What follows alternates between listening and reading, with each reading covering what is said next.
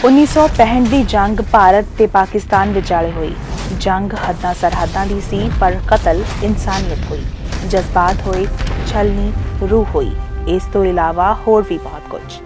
Captain ਰੀਤ MP Singh, ਜਿਨ੍ਹਾਂ ਨੂੰ ਭਾਰਤ ਸਰਕਾਰ ਵੱਲੋਂ ਵੀਲ ਚੱਕਰਾਂ ਨਾਲ ਸਨਮਾਨਿਤ ਕੀਤਾ ਗਿਆ, ਜਿਨ੍ਹਾਂ ਨੇ ਆਪਣੇ ਤਨ ਤੇ ਬਹੁਤ ਦੁੱਖ ਹੰਢਾਇਆ, ਜੰਗ ਦਰਮਿਆਨ ਇਹ ਗੰਭੀਰ ਜ਼ਖਮੀ ਹੋ ਗਏ।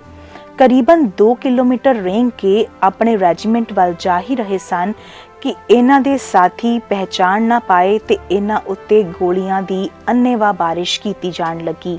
2 ਕਿਲੋਮੀਟਰ ਦਾ ਫਾਸਲਾ ਇਹਨਾਂ ਪੂਰੀ ਰਾਤ ਰੇਂਗ ਕੇ ਤੈਅ ਕੀਤਾ। ਬਾਂਹ ਅਤੇ ਲੱਤ ਟੁੱਟ ਚੁੱਕੀ ਸੀ, ਇੱਕ ਅੱਖ ਬਾਹਰ ਲਟਕ ਰਹੀ ਸੀ, ਦੂਜੀ ਵਿੱਚੋਂ ਲਹੂ ਵਹਿ ਰਿਹਾ ਸੀ, ਪਰ ਇਹਨਾਂ ਹਾਰ ਨਾ ਮੰਨੀ।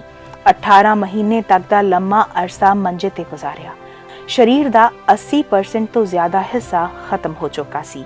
ਹੁਣ ਤੱਕ ਸਮੱਸਿਆਵਾਂ ਦਾ ਸਾਹਮਣਾ ਇਹਨਾਂ ਨੂੰ ਕਰਨਾ ਪੈ ਰਿਹਾ ਹੈ, ਪਰ ਖੁਸ਼ਨਸੀਬੀ ਦੀ ਗੱਲ ਇਹ ਸੀ ਕਿ ਇਹਨਾਂ ਦੀ ਧਰਮ ਪਤਨੀ ਨੇ ਇਹਨਾਂ ਨੂੰ ਇਸ ਹਾਲਤ ਦੇ ਵਿੱਚ ਸਵੀਕਾਰਿਆ ਤੇ ਸਤਿਕਾਰਿਆ ਵੀ। ਹੁਣ ਤੱਕ ਇਹਨਾਂ ਦੀ ਸੰਗਿਨੀ ਬਣ ਕੇ ਇਹ ਰਹਿ ਰਹੇ ਨੇ। ਤੇ ਮੇਰੇ ਫਾਦਰ ਤੇ ਇਹਨਾਂ ਦੇ ਫਾਦਰ IPS ਉਸ ਟਾਈਮ 2 ਹੁੰਦੇ ਸੀਗੇ। ਅਸੀਂ ਇੱਕ ਦੂਜੇ ਦੀ ਫੈਮਿਲੀ ਨੂੰ ਜਾਣਦੇ ਵੀ ਸੀਗੇ। ਵੈਸੇ ਮੈਂ ਸਕੂਲ 'ਚ ਪੜ੍ਹੀ ਹਾਂ, ਪਰ ਮੈਨੂੰ ਇਹ ਨਹੀਂ ਪਤਾ ਹੁੰਦਾ ਸੀ ਵੀ ਇਹ ਹੈ। ਇੱਥੇ ਮਾਡਰਨ ਸਕੂਲ ਹੈਗਾ ਇੱਕ ਪਟਿਆਲੇ, ਉੱਥੇ ਪੜ੍ਹੇ ਹਾਂ, ਇੱਕੋ ਕਲਾਸ 'ਚ ਹੁੰਦੇ ਸੀ ਸਭ ਕੁਝ। ਸੋ ਜਦੋਂ ਐਡਵਰਟਾਈਜ਼ਮੈਂਟ ਆਇਆ ਤਾਂ ਮੇਰੇ ਫਾਦਰ ਨੇ ਕਿਹਾ ਕਿ ਇਸ ਤਰ੍ਹਾਂ ਹੈ, ਮੈਂ ਉਹਨਾਂ ਨੂੰ ਜਾਣਦਾ, ਇਹ ਹੈ ਅਤੇ ਉਹਨਾਂ ਦਾ ਬੇਟੇ ਦਾ 65 ਦੀ ਵਾਰ ਦੇ ਵਿੱਚ ਇਸ ਤਰ੍ਹਾਂ ਇੰਜਰੀਜ਼ ਹੈਗੀਆਂ ਹੋਈਆਂ, ਉਹਨਾਂ ਦੀ ਅੱਖ ਨਹੀਂ ਹੈ ਇਸ ਤਰ੍ਹਾਂ। ਮੈਂ ਕਿਹਾ ਬਾਪੂ ਜੀ ਇਹ ਮੈਨੂੰ ਇਹ ਠੀਕ ਹੈ, ਜਿਸ ਇਨਸਾਨ ਨੇ ਆਪਣੀ ਦੇਸ਼ ਦੀ ਖਾਤਰ ਲੜਾਈ ਲੜ ਕੇ ਇਹ ਹੋਇਆ, ਜੇ ਅਸੀਂ ਉਹਨਾਂ ਲਈ ਨਹੀਂ ਕੁਝ ਕਰਾਂਗੇ ਹੋਰ ਕੌਣ ਕਰੂਗਾ। ਮੇਰੇ ਫਾਦਰ ਨੇ ਕਿਹਾ ਠੀਕ ਹੈ। ਕਹਿੰਦੇ ਤੈਨੂੰ ਠੀਕ ਹੈ? ਫਿਰ ਉਹਨਾਂ ਨੇ ਕਿਹਾ ਉਹ ਜੁਆਇੰਟ ਫੈਮਿਲੀ ਹੈ। ਮੈਂ ਕਿਹਾ ਮੈਨੂੰ ਤਾਂ ਹੋਰ ਵੀ ਅੱਛਾ ਹੈ, ਜੁਆਇੰਟ ਫੈਮਿਲੀ ਹੈ, ਦਾਦੀ ਪੜਦਾਦੀਆਂ ਦੇ ਸਾਰੇ ਅਸੀਂ ਮਿਲਦੇ ਹਾਂ, ਉਸ ਤਰ੍ਹਾਂ ਹੀ ਹੋਏ। ਮੈਂ ਕਿਹਾ ਮੈਨੂੰ ਬਿਲਕੁਲ ਠੀਕ ਹੈ। ਇਹਨਾਂ ਦੇ ਫਾਦਰ ਹੈ ਬਹੁਤ ਹੀ ਅੱਛੀ ਹੈ। ਮੈਂ ਕਿਹਾ ਬਿਲਕੁਲ ਠੀਕ ਹੈ, ਅਤੇ ਮੈਂ ਕਿਹਾ ਤਿਆਰ ਹੈ ਮੈਂ ਇਹਨਾਂ ਦੇ ਨਾਲ ਸ਼ਾਦੀ ਕਰਨ। ਸੋ ਹੋ ਗਈ ਸਾਡੀ ਸ਼ਾਦੀ। ਇਹ ਸਭ ਕੁਝ ਦੇਖ ਕੇ ਦਰਦ ਵੀ ਹੁੰਦਾ ਹੈ ਕਿ ਦੇਸ਼ ਵਾਸਤੇ ਜਾਨ ਦੀ ਬਾਜ਼ੀ ਲਾਉਣ ਵਾਲਿਆਂ ਖਾਤਰ ਸਰਕਾਰਾਂ ਕੀ ਕਰ ਰਹੀਆਂ ਨੇ। ਕੈਪਟਨ ਸਾਹਿਬ ਅਕਸਰ ਕਹਿੰਦੇ ਨੇ ਵਾਰ ਇਜ਼ ਯੂਜ਼ਲੈਸ, ਵਾਰ ਇਜ਼ ਪਰਪਸਲੈਸ, ਤੇ ਸੱਚ ਹੀ ਤਾਂ ਹੈ, ਵਾਰ ਇਜ਼ ਯੂਜ਼ਲੈਸ।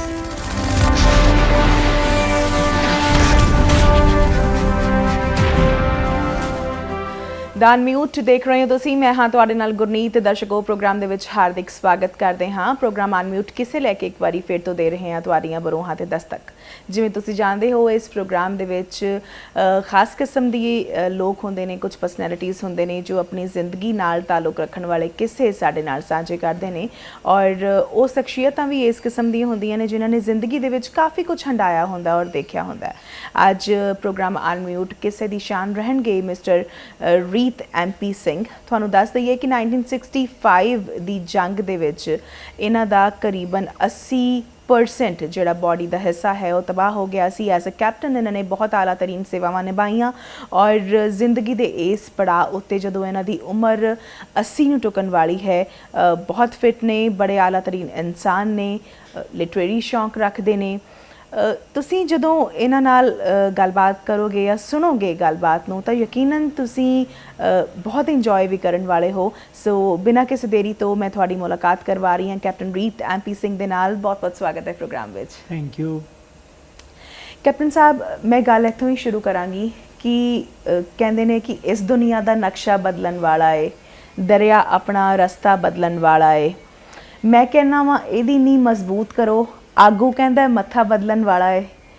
ਤੇ ਤੁਹਾਨੂੰ ਨਹੀਂ ਲੱਗਦਾ ਕਿ ਜੰਗ ਜਿਹੜੀ ਹੈ ਉਹ ਯੂਜ਼ਲੈਸ ਹੈ? ਮੈਨੂੰ ਤਾਂ ਜੀ 50 ਸਾਲ ਤੋਂ ਉੱਤੇ ਹੋ ਗਏ ਇਹ ਕਹਿੰਦੇ ਹੋਏ ਕਿ ਜੰਗ ਦਾ ਕੋਈ ਫਾਇਦਾ ਨਹੀਂ ਜੀ। ਜੰਗ ਸਿਰਫ ਡਿਸਟਰਕਸ਼ਨ ਦਾ ਇੱਕ ਮੋਡ ਹੈ ਜੀ। ਅਖੀਰ ਸਾਨੂੰ ਟੇਬਲ ਤੇ ਬੈਠ ਕੇ ਹੀ ਗੱਲਬਾਤ ਕਰਕੇ ਸਾਰੀਆਂ ਪ੍ਰੋਬਲਮਸ ਨੂੰ ਸੋਲਵ ਕਰਨਾ ਪੈਂਦਾ ਹੈ। ਜਦੋਂ ਅਸੀਂ ਗੱਲ ਕਰਦੇ ਹਾਂ ਵੀ ਟੇਬਲ ਟਾਕ ਹੋਣੀ ਚਾਹੀਦੀ ਹੈ ਤੇ ਟੇਬਲ ਤੇ ਹੀ ਮਸਲੇ ਸੁਲਝਾਏ ਜਾ ਸਕਦੇ ਨੇ, ਤੁਹਾਨੂੰ ਨਹੀਂ ਲੱਗਦਾ ਸਾਡੇ ਕਿਸਮ ਦੇ ਲੋਕਾਂ ਦੀ ਇਹ ਤਰਾਸਦੀ ਹੈ ਕਿ ਅਸੀਂ ਡਿਬੇਟ ਵਿੱਚ ਵਿਸ਼ਵਾਸ ਰੱਖਦੇ ਹਾਂ, ਡਿਸਕਸ਼ਨ ਵਿੱਚ ਨਹੀਂ? ਦੇਖੋ ਜੀ, ਪਹਿਲੀ ਗੱਲ ਤੇ ਇਹ ਹੈ ਵੀ ਡਿਸਕਸ਼ਨ ਤੇ ਡਿਬੇਟ ਦੇ ਵਿੱਚ ਕੀ ਫਰਕ ਹੈ, ਇਹਨੂੰ ਸਮਝਣ ਵਾਸਤੇ ਵੀ ਬੜੀ ਸੂਖਮ ਸਮਝ ਦੀ ਲੋੜ ਹੈ। ਜੀ। ਪਰ ਤੁਹਾਡੀ ਗੱਲ ਠੀਕ ਹੈ ਕਿ ਇਹ ਟੇਬਲ ਤੇ ਬੈਠ ਕੇ ਹੀ ਇਹ ਫੈਸਲੇ ਹੋ ਸਕਦੇ ਹੈ।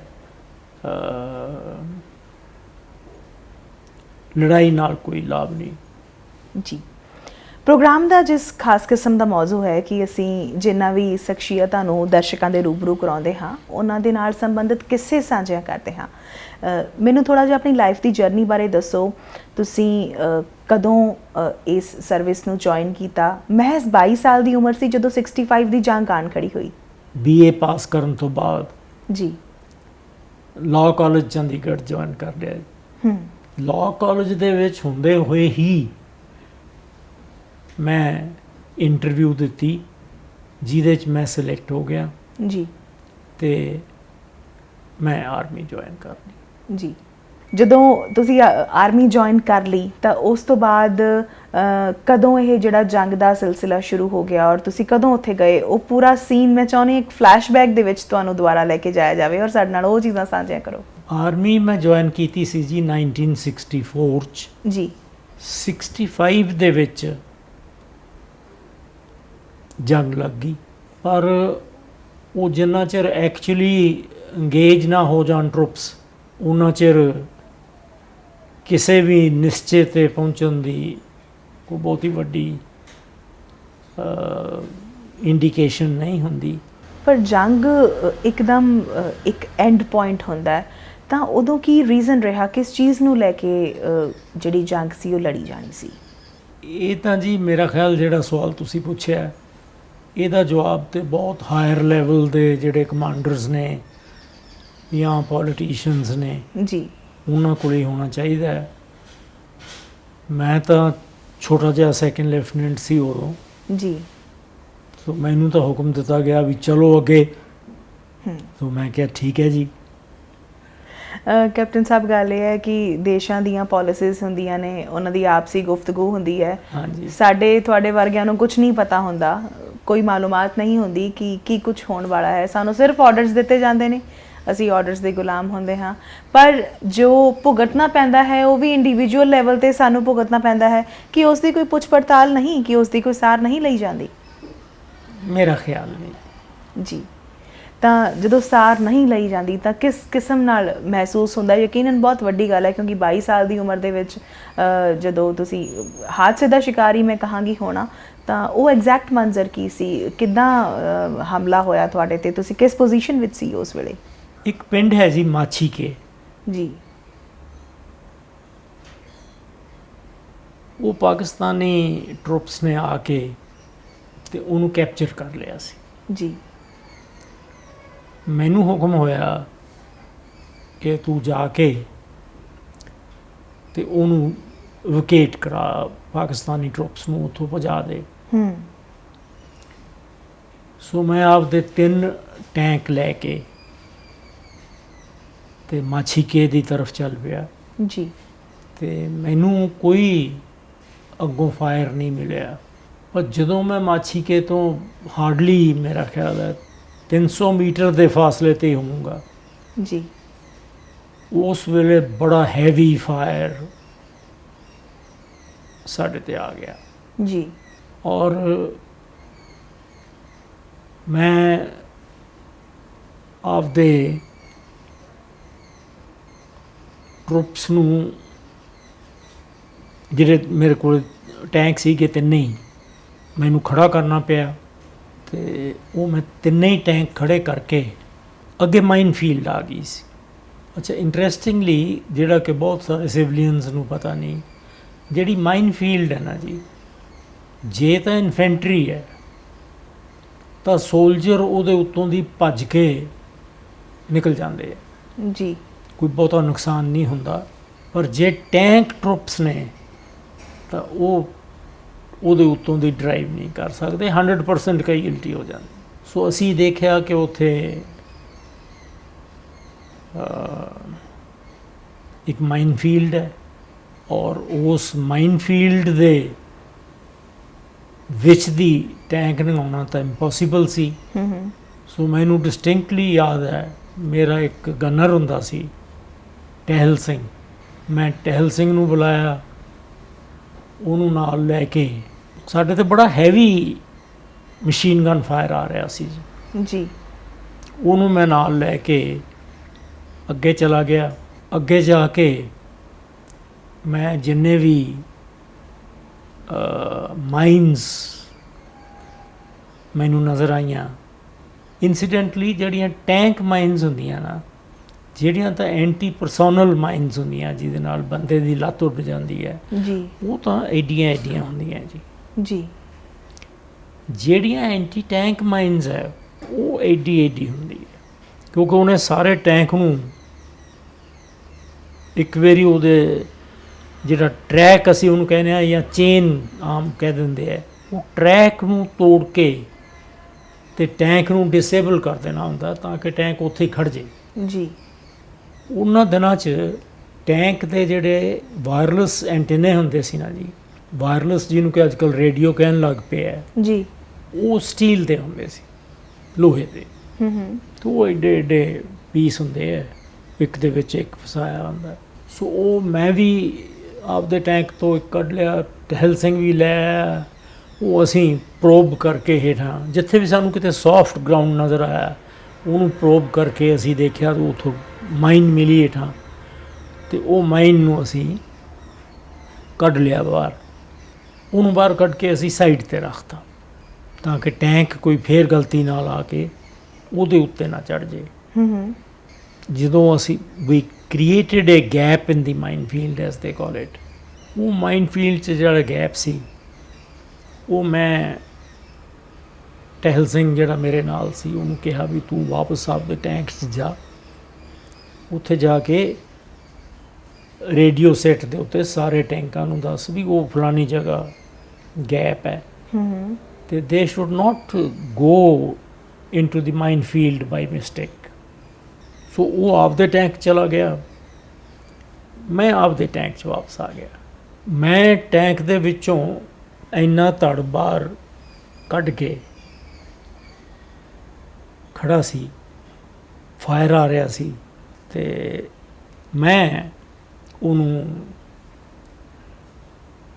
ਆਪਦੇ ਟਰੁੱਪ ਨੂੰ ਦੱਸਿਆ ਕਿ ਉਹ ਸਾਡਾ ਜਿਹੜਾ ਉਹ ਗੈਪ ਕਿੱਥੇ ਹੈ ਐਗਜ਼ੈਕਟਲੀ। ਅਤੇ ਮੈਨੂੰ ਇਹ ਗੱਲ ਕਦੇ ਨਹੀਂ ਭੁੱਲਣੀ, ਮੇਰਾ ਇੱਕ 2IC ਹੁੰਦਾ ਸੀ ਰਸਾਲਦਾਰ ਵਜ਼ੀਰ ਸਿੰਘ ਸਾਹਿਬ, ਉਹਨੇ ਹਮੇਸ਼ਾ ਮੈਨੂੰ ਕਹਿਣਾ, ਸਾਹਿਬ ਮੇਰੇ 4 ਕੁੜੀਆਂ ਤੋਂ ਬਾਅਦ ਇੱਕ ਮੁੰਡਾ ਹੋਇਆ ਹੈ ਅਤੇ ਮੈਨੂੰ ਪਿੱਛੇ ਰੱਖਿਓ ਸੀ। ਉਹ ਮੈਂ ਉਹਨੂੰ ਹਮੇਸ਼ਾ ਪਿੱਛੇ ਰੱਖਿਆ, ਜਿੱਥੇ ਕਿਤੇ ਵੀ ਅਸੀਂ ਗਏ ਅਟੈਕ ਕਰਨ ਜਾਂ ਜਿਵੇਂ ਵੀ। ਇਸ ਗੱਲ 'ਤੇ ਉਹ ਬਹੁਤ ਖੁਸ਼ ਸੀ ਵੀ ਸਾਹਿਬ ਮੇਰਾ ਖਿਆਲ ਰੱਖਦਾ ਹੈ। ਉਹ ਵਜ਼ੀਰ ਸਿੰਘ ਸਾਹਿਬ ਠੀਕ ਹੈ ਉਹ ਪਿੱਛੇ ਸੀ, ਪਰ as luck wood have it ਇੱਕ ਸ਼ੈੱਲ ਆ ਕੇ, ਮੈਨੂੰ ਪਤਾ ਨਹੀਂ ਲੱਗਿਆ ਹਾਲੇ ਤੱਕ ਵੀ ਉਹ ਕਿਸ ਕਿਸਮ ਦਾ ਸ਼ੈੱਲ ਸੀ ਜੀ, whether it was N anti tank shell. ਕਈ ਕਿਸਮ ਦੇ ਵੈਪਨਸ ਨੇ ਜਿਹੜੇ ਟੈਂਕ ਨੂੰ ਡਿਸਟਰੋਏ ਕਰਨ ਵਾਸਤੇ ਯੂਜ਼ ਕੀਤੇ ਜਾਂਦੇ ਆ ਜੀ। ਮੈਂ am sorry am deviating, you will be surprised ਕਿ ਇੱਕ ਹੈਸ਼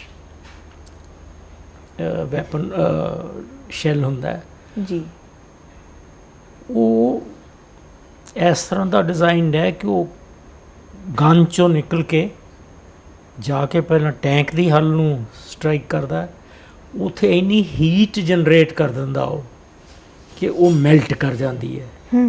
ਫਿਰ ਉਹ ਅੰਦਰ ਚਲਾ ਜਾਂਦਾ ਅਤੇ ਅੰਦਰ ਜਾ ਕੇ ਐਕਸਪਲੋਡ ਕਰ ਜਾਂਦਾ। ਸੋ ਉਹ ਪਤਾ ਨਹੀਂ ਉਹਨਾਂ ਦੇ ਟੈਂਕ 'ਚ ਕੀ ਵੱਜਿਆ, ਹਾਲੇ ਤੱਕ ਨਹੀਂ ਪਤਾ। ਉਹ ਵਜ਼ੀਰ ਸਿੰਘ ਸਾਹਿਬ ਜਿਹੜੇ ਕਿ ਟੈਂਕ 'ਚ ਬਾਹਰ ਸਿਰ ਕੱਢ ਕੇ ਖੜ੍ਹੇ ਸੀ, ਉਹ ਟਰਟ ਦੇ ਵਿੱਚ ਨੀਚੇ ਚਲੇ ਗਏ। ਜੀ ਟਰਟ ਦੇ ਵਿੱਚ ਜਿੱਥੋਂ ਕਮਾਂਡਰ ਬਾਹਰ ਨਿਕਲ ਕੇ ਖੜਦਾ ਜੀ, that place is known as cupola. So ਕਪੋਲੇ ਦੇ ਵਿੱਚ ਬਾਹਰ ਖੜੇ ਸੀ ਐਂਡ ਹੀ ਵੈਂਟ ਡਾਊਨ। ਸੋ ਉਹਨਾਂ ਦਾ ਡਰਾਈਵਰ ਸੀ Gurcharan Singh. Whom I called Gurcharan Singh. Radio communication ਹੀ ਟੈਂਕਾਂ ਦੇ ਵਿੱਚ ਗੱਲਬਾਤ ਕਰਨ ਵਾਸਤੇ ਹੁੰਦੀ ਹੈ ਜੀ ਬੇਸਿਕਲੀ। ਜੀ ਸੋ ਆਈ ਕਾਲਡ ਗੁਰਚਰਨ ਸਿੰਘ। ਮੈਂ ਕਿਹਾ ਗੁਰਚਰਨ ਸਿੰਘ ਸਾਹਿਬ ਦਾ ਕੀ ਹਾਲ ਹੈ? ਕਹਿੰਦਾ ਸਾਹਿਬ ਤਾਂ ਗੁਜ਼ਰ ਗਏ। ਆਈ ਸੈਡ ਤੁਸੀਂ ਸਾਰਾ ਟਰੁੱਪ ਤਿੰਨੇ ਟੈਂਕ ਵਾਪਸ ਲੈ ਜਾਓ। ਉਹ ਕਹਿੰਦੇ ਸਾਹਿਬ ਤੁਹਾਨੂੰ ਲੈ ਬਿਨਾਂ ਤਾਂ ਅਸੀਂ ਨਹੀਂ ਜਾ ਸਕਦੇ। ਹੂੰ ਇਹ ਇਸ ਕਿਸਮ ਦੀ ਜਿਹੜੀ ਲਾਇਲਟੀ ਹੈ ਨਾ ਜੀ, ਇਹ ਵਾਰ 'ਚ ਹੀ ਜ਼ਿਆਦਾ ਨਜ਼ਰ ਆਉਂਦੀ ਹੈ। ਸੋ ਮੈਂ ਕਿਹਾ ਮੇਰਾ ਕੋਈ ਨਹੀਂ, ਮੈਂ ਆਪੇ ਪਹੁੰਚ ਜਾਊਂਗਾ, ਤੁਸੀਂ ਟੈਂਕ ਕੱਢ ਕੇ ਲੈ ਜਾਓ। ਸੋ ਉਹ ਟਹਿਲ ਸਿੰਘ ਨੂੰ ਮੈਂ ਦੱਸਿਆ, ਜਿਹੜਾ ਮੇਰੇ ਨਾਲ ਮਾਈਨਸ ਡਿਟੈਕਟ ਕਰ ਰਿਹਾ ਸੀ। ਜੀ ਉਹ ਵੀ ਕਹਿੰਦਾ ਸਾਹਿਬ ਤੁਹਾਨੂੰ ਛੱਡ ਕੇ ਕਿਵੇਂ ਚਲੇ ਜਾਈਏ। ਸੋ ਆਈ ਰੀਅਲਾਈਜ਼ਡ ਕਿ ਇਹਨਾਂ ਦੇ ਮਾਈਂਡ 'ਚ ਕੀ ਹੈ। So I said no, this is an order, ਤੁਸੀਂ ਵਾਪਸ ਜਾਓ, ਤੁਹਾਡੇ ਕੋਲ ਹੋਰ ਕੋਈ ਆਲਟਰਨੇਟਿਵ ਨਹੀਂ ਹੈ, ਜੀ ਤੁਸੀਂ ਵਾਪਸ ਜਾਓ। ਆਪਦੇ ਟੈਂਕ ਚਲਾ ਕੇ ਵਾਪਸ ਚਲੇ ਗਏ। ਮੈਂ ਆਪਦਾ ਕਰੋਲ ਕਰਕੇ ਜਿੰਨਾ ਕੁ ਮੈਥੋਂ ਹੋ ਸਕਦਾ ਸੀ, I started going back towards my regimental location. ਉਹਨਾਂ ਦਿਨਾਂ 'ਚ ਅਸੀਂ ਖਾਕੀ ਡਾਂਗਰੀਆਂ ਪਾ ਲੈਂਦੇ ਹੁੰਦੇ ਸੀ ਅਤੇ ਮੇਰੇ ਵੀ ਖਾਕੀ ਡਾਂਗਰੀ ਪਾਈ ਹੋਈ ਸੀ। ਸੋ ਸਾਡੇ ਰੈਜੀਮੈਂਟ ਵਾਲਿਆਂ ਨੇ, ਸਕਾਡਰਨ ਵਾਲਿਆਂ ਨੇ ਸੋਚਿਆ ਵੀ ਇਹ ਤਾਂ ਕੋਈ ਪਾਕਿਸਤਾਨੀ ਹੈ। ਸੋ ਉਹਨਾਂ ਨੇ ਮੇਰੇ ਤੇ ਹੀ ਫਾਇਰ ਓਪਨ ਕਰਤਾ ਜੀ।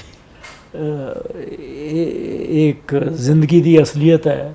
ਬੜਾ ਰੌਲਾ ਰੂਲਾ ਪਾਇਆ ਜਿੰਨਾ ਕੁ ਮੈਥੋਂ ਪੈ ਸਕਦਾ ਸੀ, ਵੀ ਉਹ ਮੈਂ ਤਾਂ ਆਪਣਾ ਹੀ ਆ। ਅਤੇ ਹੁਣ ਤਾਂ ਦੋ ਹੀ ਗੱਲਾਂ ਸੀ, ਵੀ ਇੱਕ ਤਾਂ ਆਪਦੇ ਆਪ ਨੂੰ ਸੇਵ ਕਰਨਾ ਅਤੇ ਦੂਜਾ ਆਪਦੀ ਲੋਕੇਸ਼ਨ 'ਤੇ ਵਾਪਸ ਪਹੁੰਚਣਾ। ਜੀ ਜਦੋਂ ਤੁਸੀਂ ਜ਼ਖਮੀ ਹੋ ਗਏ ਤੇ ਕਰੀਬਨ 18 ਮਹੀਨੇ ਦਾ ਇੱਕ ਲੰਬਾ ਅਰਸਾ ਲੱਗਿਆ ਤੁਹਾਨੂੰ ਦੁਬਾਰਾ ਠੀਕ ਹੋਣ, ਤੁਹਾਨੂੰ ਕਿਸ ਕਿਸਮ ਦੀਆਂ ਸੱਟਾਂ ਲੱਗੀਆਂ ਜਾਂ ਕਿਸ ਕਿਸਮ ਨਾਲ ਤੁਸੀਂ ਜ਼ਖਮੀ ਹੋਏ?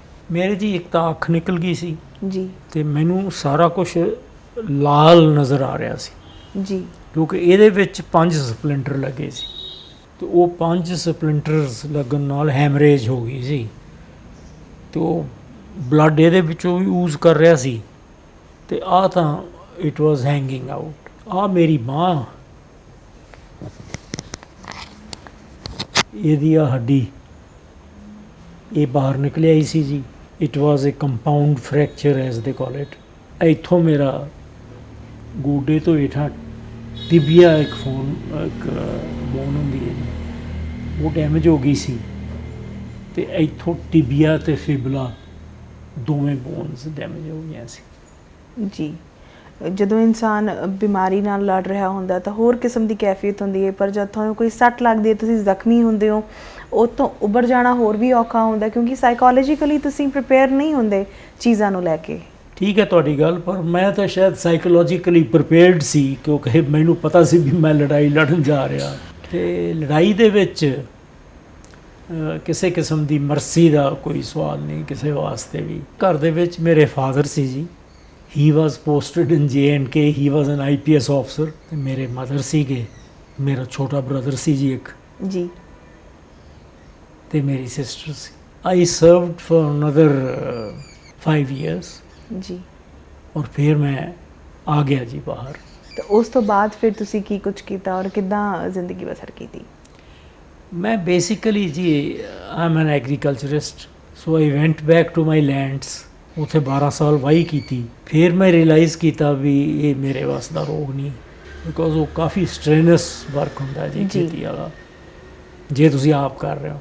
12 ਸਾਲਾਂ ਤੋਂ ਬਾਅਦ ਮੈਂ ਇੱਕ ਵਾਰੀ ਇਹਨਾਂ ਨੇ ਐਡਵਰਟਾਈਜ਼ ਕੀਤਾ ਕਿ LPG ਏਜੰਸੀਜ਼ ਬਾਰੇ, ਡਿਸਟਰੀਬਿਊਟਰਸ਼ਿਪਸ ਬਾਰੇ। ਜੀ so I applied for that and they allotted me a distributorship at Nabha, so I shifted to Nabha। ਤੁਹਾਨੂੰ ਕਿਤਾਬਾਂ ਪੜ੍ਹਨ ਦਾ ਬਹੁਤ ਜ਼ਿਆਦਾ ਸ਼ੌਕ ਹੈ, ਕੀ ਕੁਝ ਪੜ੍ਹਦੇ ਹੋ? ਮੈਂ ਜੀ basically my interest is in philosophy and military history.